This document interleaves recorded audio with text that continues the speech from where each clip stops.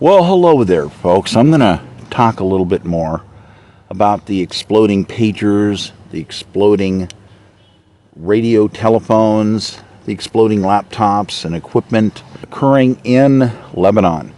Well, basically, the Israelis let the genie out of the bottle. That's pretty obvious. What we need to talk about, are you safe? This is important because people want to know, can we have 30 million devices in the United States basically explode simultaneously or over the course of several days or a week? This has to be addressed. And at this moment, I'm going to address this as much as I feel I can address this, even though we have other presidential candidates that are not addressing these type of cyber issues. The main two candidates, as people would call them, have never been addressing it. And the reality is that when we look at the media, they keep showing us two statistics, and the two statistics are after they've cut out all the rest of the other 9 candidates. Actually, there's 3,400 candidates out there, and it was as high as 31%, an all-time record number of citizens basically saying they wanted other than the 2 candidates. So, okay, I kind of, people misunderstood what I was talking about in generalities when I was basically opening up saying that it's, yes, it's not just pagers, it's not just radio phones, it's laptops, and it's other pieces of technology. There's certain types of technology that you can intrude upon and do certain things. Now, in some ways I'll have to go deep, in other ways I can't go deep. Basically this is a very serious situation because some of you I know have had your phones jam up. You've had your phones literally get as hot as an egg cooker. This is reality.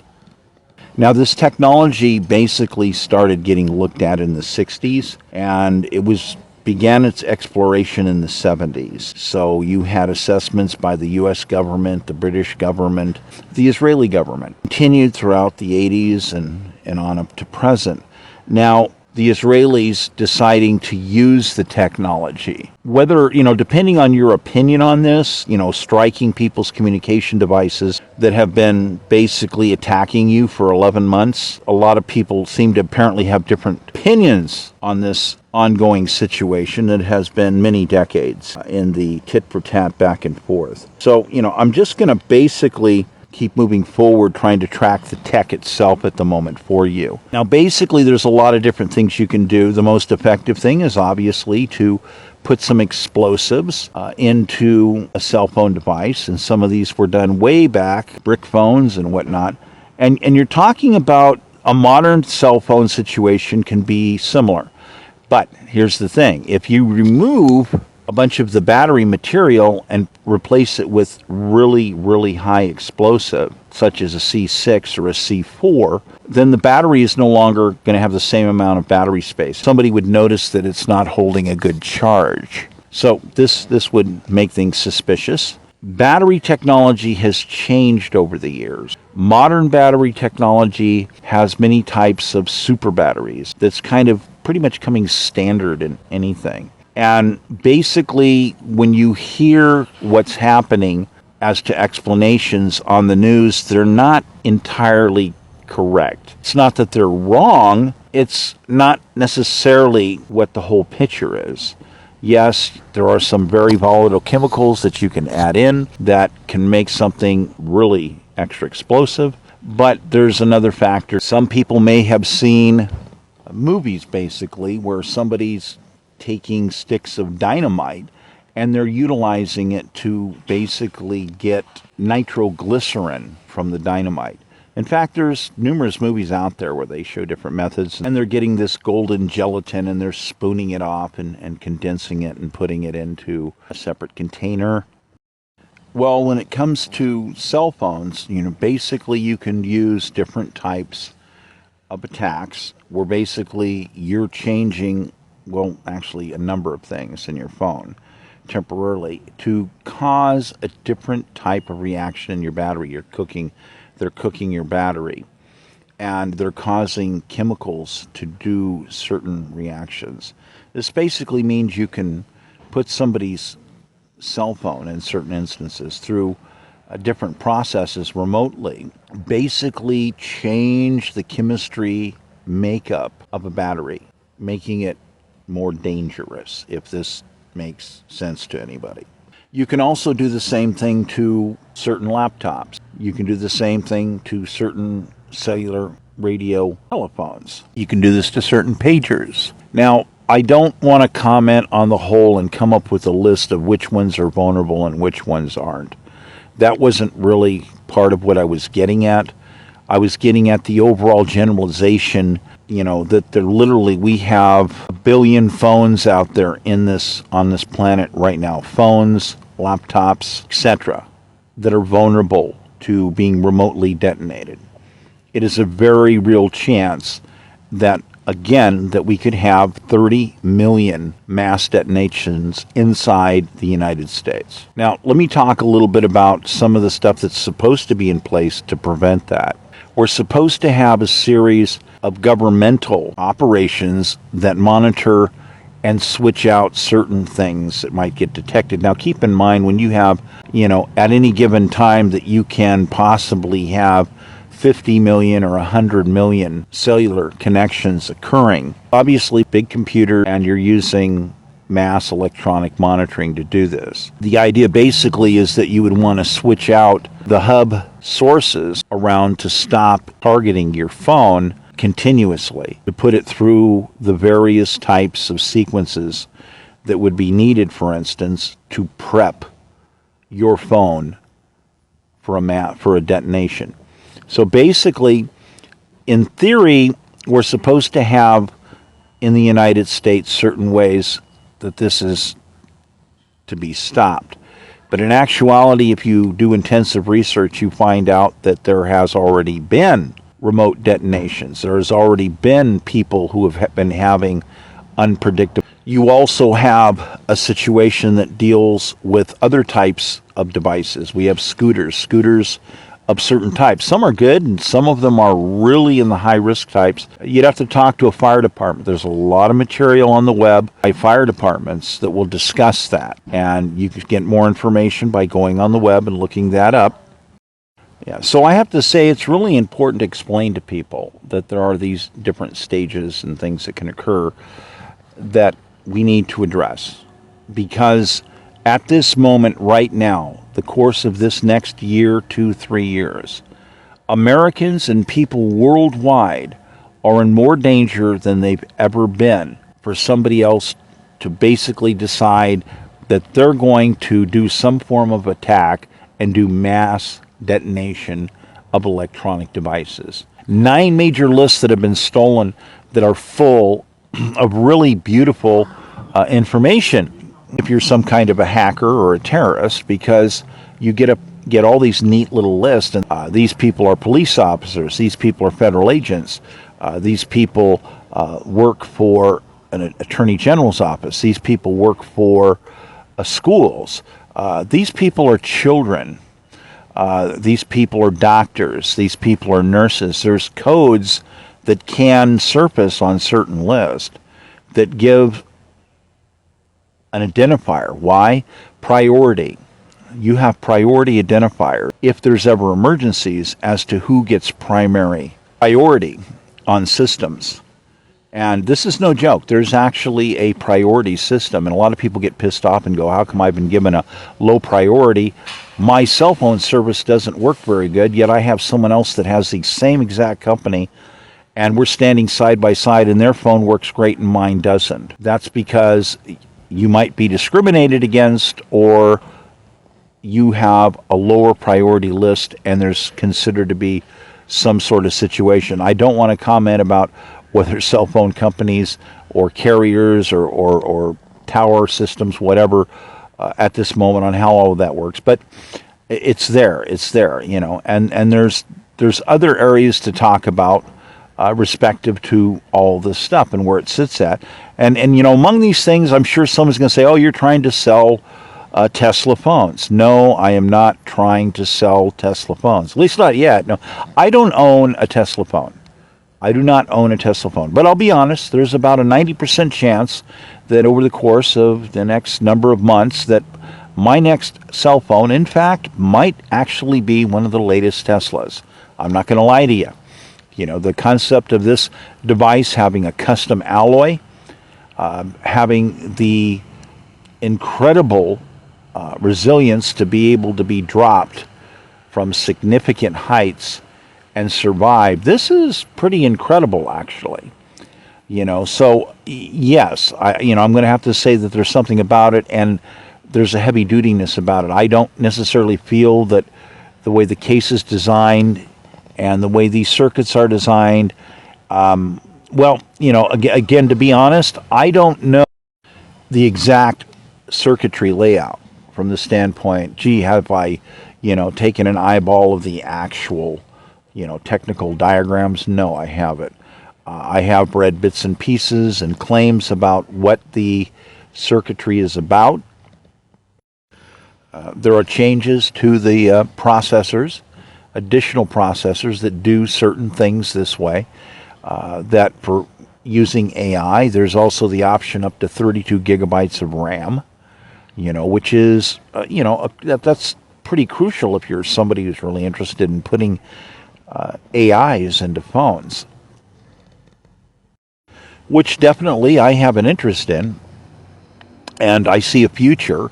One of the things that I wanted to encourage to occur nationwide, if you've listened to some of my other material, is that we need a chip mass replacement switch out because of the backdoor problems. And now we have a perfect explanation yet again to the backdoor problem as we literally look at all of these mass electronic detonations that occurred in Lebanon. As a presidential candidate, I can step up and say, I don't think that any of the other candidates, as far as I can tell, definitely not Trump, definitely not Harris, have what I would call the wherewithal to be able to deal with this problem. Trump was in office beforehand, didn't do anything about it. Biden's been in office, has put out billions and billions of dollars for new chips, but he's getting hammered by letters from people like me. But we still don't necessarily have an adequate response. We don't have the warning of the public. We don't have the government admission to its liability level, that the $10 trillion in damage a year from cyber attacks pretty much is the fault of the federal government, basically. And when you figure this out to the amount of enormous damage done to the individual citizen, it's mind-boggling. It's just mind-boggling. Literally it's mind-boggling. If I were to give you a little bit more history here about chips, you may realize that a ways back there was a big thing about a shortage of chips. And if you were maybe into electronics, you might have scratched your head and found out that, well, I don't understand. They're saying that there's a shortage of all these different chips, and you're looking at some of the numbers of what's supposed to be short, and then you find massive surpluses of these chips available, and you're scratching your head and you're going, what's going on? Well, let me explain what's going on in case a couple of you guys might have missed government spec understanding. You have different types of protocol where you have different chips that have subtypes, where basically there's a little variant to the chip, which means it might be for something that's, well, classified or another government purpose, one of which is they want a heavier duty reliable chip. Some of these chips have different runs. There's variants to them. Some of the components are closer together in pathways, which means that they can burn out easier. They have other flaws. They can be burned out intentionally, a certain way to do certain things. A good government spec-built chip is a chip that's tested.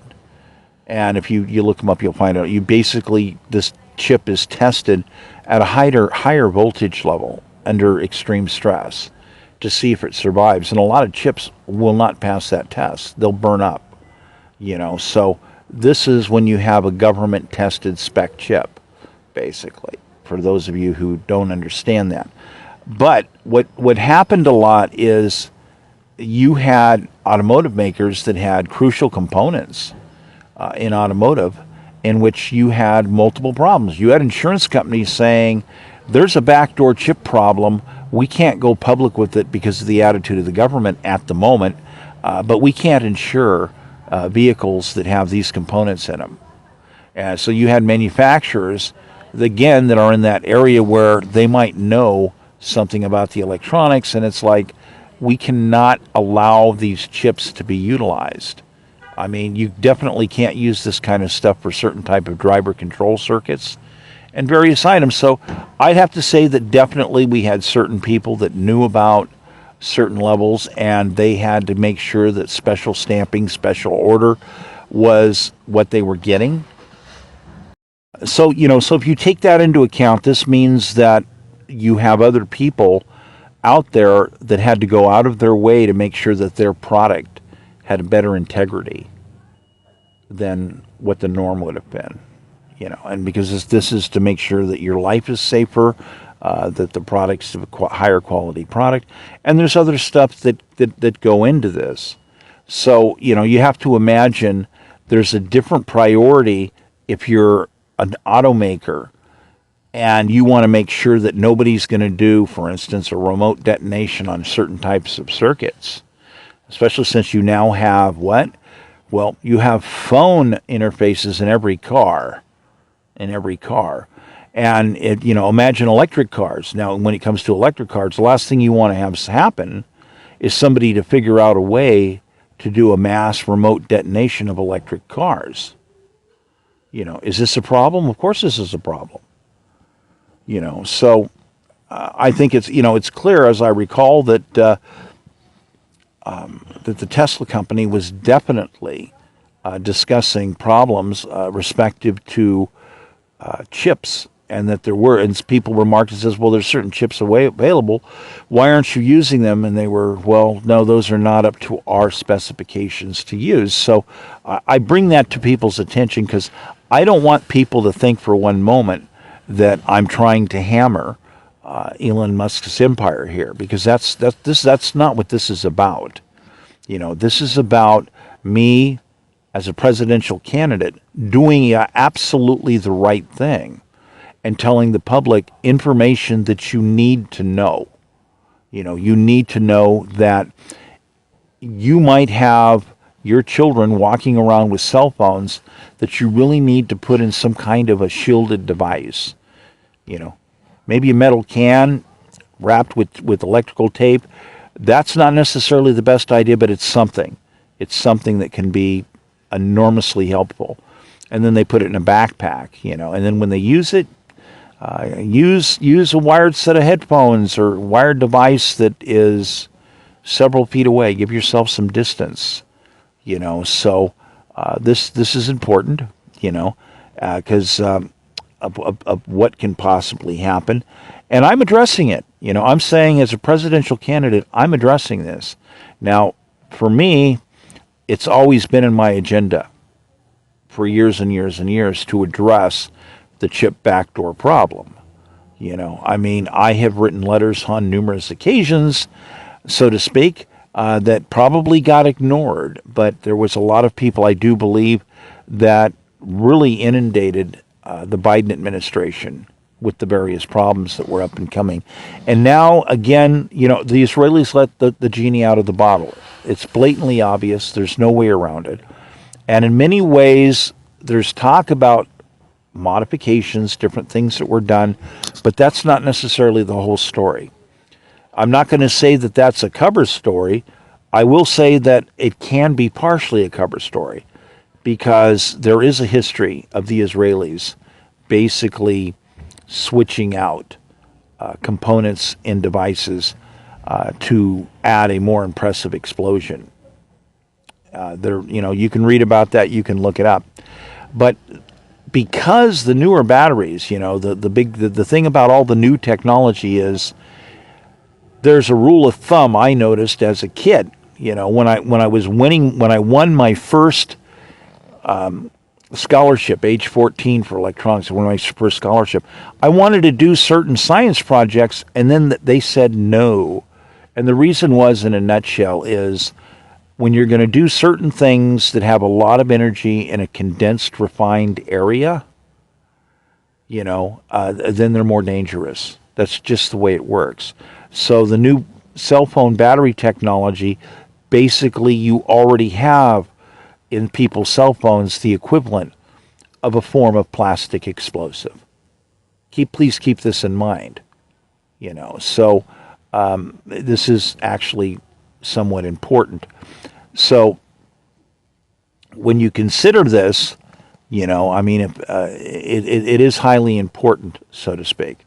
Now, of course, everything has changed because you want the energy retention aspect. But again, I described some of the processes that can be done that can modify the chemical basis and change the game on batteries that are straight off the shelf or come with devices. You don't necessarily have to switch things out if you're going to try to destroy somebody's device remotely. You might not kill anybody doing it. You might have a lesser explosion with many types. Again, it depends on the style of the battery because technology keeps changing. There's a lot of people that have different technology in their batteries. But you can remotely detonate things where in theory, a lot of phones would not necessarily explode and kill you. You might get an injury from it. You might get a bruise. There's a lot of instances involving cell phones already where you have people that got injured. Their cell phone was in their pocket and they got a bruise, or their cell phone was in their pocket and they got injured. They had to go to the hospital. These are real. This is real. You can look this stuff up on the web. This is no lie. And now we are facing mass detonation possibilities. The genie's out of the bottle, and we have to address the reality of where we're at here and now. It's just that simple. Well, I've got a lot of calls that I'm going to have to field. Again, my name's Michael Crosby. I'm running for POTUS. I've got a 240 IQ. I got a lot of material out there. I've had 18 mobile archives stolen. And I'm still litigating over this to stop parties because there's information on that. It's more than accusations. There have been filings. There are problems with the court. We have big problems with our courts. We have insurrection and rebellion, and we need to be very real about this. We have a serious problem ongoing nationwide that needs to be addressed in both parties. So we have to be real about these things. So again, name's Michael Crosby. I'm running for POTUS 2024. And very soon I might be knocking other people off the ballot because they did something illegal. If you read through my other material, you would probably understand some of this. But I have some other calls. I'm going to have to let people go. I want to thank you for your time. You people try to have a good day, and I will try to keep people updated. Thank you.